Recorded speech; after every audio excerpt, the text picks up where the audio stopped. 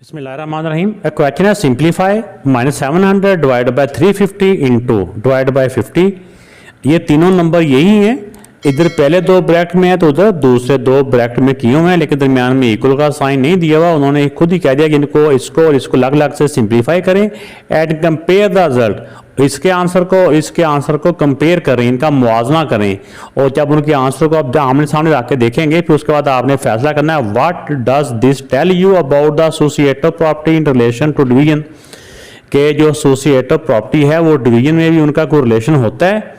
तो ये वैसे मैं आपको सिंपल बता दूं कि जो डिवीजन में ना एसोसिएटिव प्रॉपर्टी या कम्यूटेटिव प्रॉपर्टी ना ये रूल नहीं होता, ये रॉन्ग होती है डिवीजन में और सब्ट्रैक्शन में।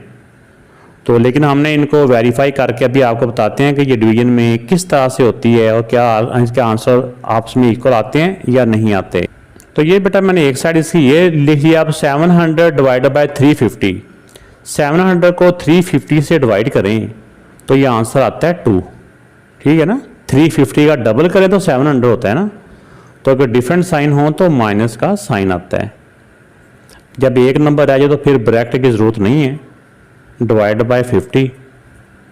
अब 2 और 50 हमेशा जो पहला नंबर होता है ना उसको ही अंदर रखा जाता है, बाद वाले को नहीं अंदर रखना होता।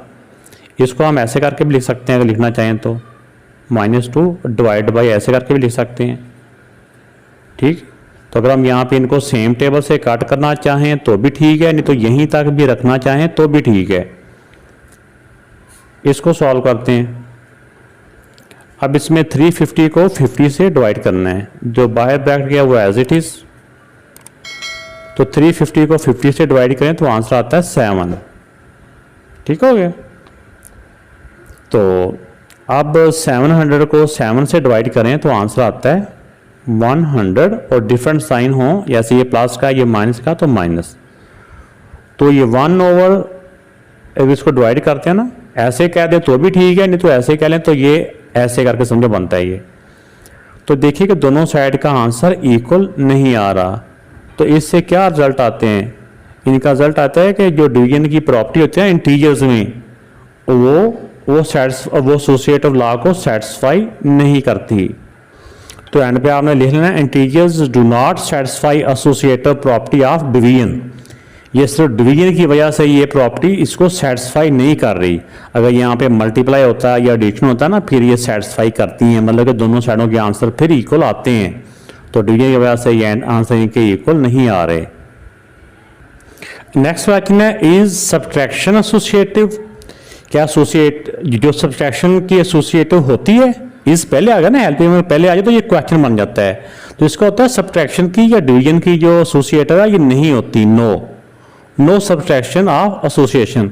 आगे उन्होंने लिखने कहा हुआ give an example to support your answer. कोई एक एग्जांपल दे दें जिससे आपके आंसर को सपोर्ट मिले कि आप वाकई ठीक कह रहे हैं। तो इसकी एग्जांपल कोई एक दे देते हैं। तो इस तरह से कोई भी एक एग्जांपल दे दें। तीनों वैल्यू होती हैं, एसोसिएटिव में 3 नंबर्स होते हैं, उनकी तरतीब वही होती है। एक तरफ अगर पहले 2 ब्रैकेट में है तो दूसरी तरफ एंड वाले 2 ब्रैकेट में है। तो अब देखें कि इनमें 5 - 2 3 होता है। इसका आंसर एक हो गया -1। 3 में से 1 माइनस किया 2। तो अब इधर आ जाएं। अब इधर देखिए कि 2 - 1 बाहर वाला वैसे का वैसे आ जाएगा। 2 में से 1 माइनस किया 1, 5 में से 1 माइनस किया 4। अब देखिए 2 और 4 आपस में इक्वल होते हैं, जो 2 और 4 आपस में इक्वल नहीं होते। तो इसलिए ये एसोसिएटिव जो है ना ये नहीं है, जो सब्ट्रैक्शन इज नॉट एसोसिएटिव। तो ये उसकी एग्जांपल भी हो गई। तो आपने इस तरह से करके इसका आंसर लिखना है no subtraction is not associative यहाँ तक। तो आगे एग्जांपल आप कोई भी 3 नंबरों की दे सकते हैं। पहले वाला नंबर पर थोड़ा बड़ा होना चाहिए, अगले नंबर उससे छोटे होने चाहिए।